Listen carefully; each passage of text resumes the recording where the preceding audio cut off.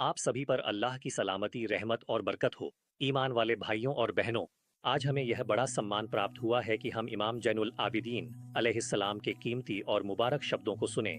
यह दुआ रूहानियत से भरपूर है और दिलों की गहराइयों को छू जाती है। सारी तारीफ उस अल्लाह के लिए है जिसने हमें अपनी अनगिनत और छुपी न रह सकने वाली नेमतों से नवाजा है।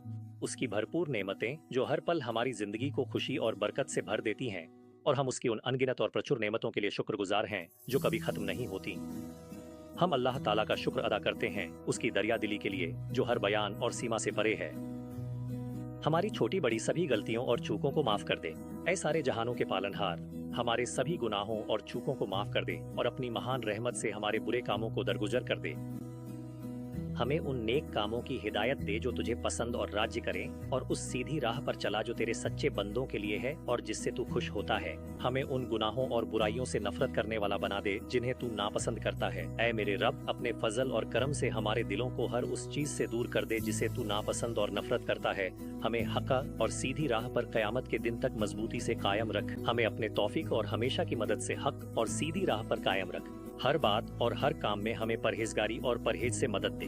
ऐ अल्लाह, हमें उस परहेजगारी और संयम में मदद दे जो हमें तेरे करीब लाए और हमें फिसलने से बचाए, और हमें गुनाहों से निकालकर नेकियों और अच्छे कामों की तरफ लौटा दे।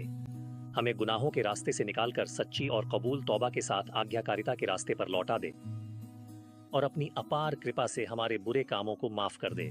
ऐ करीम, हमारे गुनाहों और गलतियों को माफ कर दे और उन्हें मिटा दे। मोहम्मद और उनके परिवार के हक में हमारे धार्मिक और दुनियावी फैसलों और बातों को सही कर दे।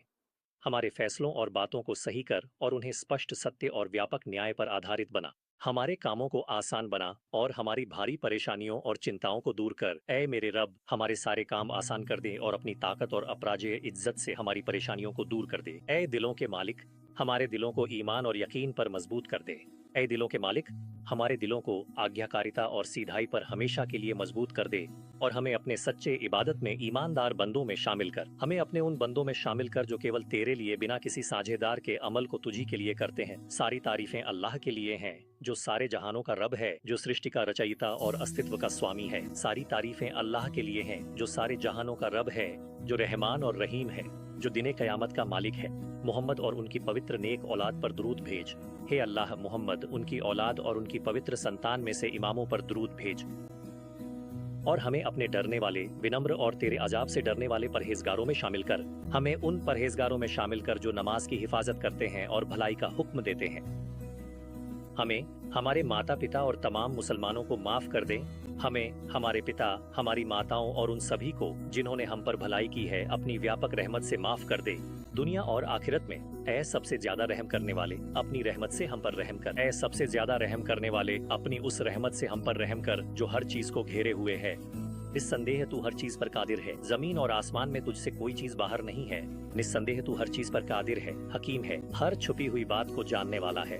और अल्लाह की सलामती हो हमारे सरदार जैनुल आबिदीन, बाकी रहने वाले इमाम पर।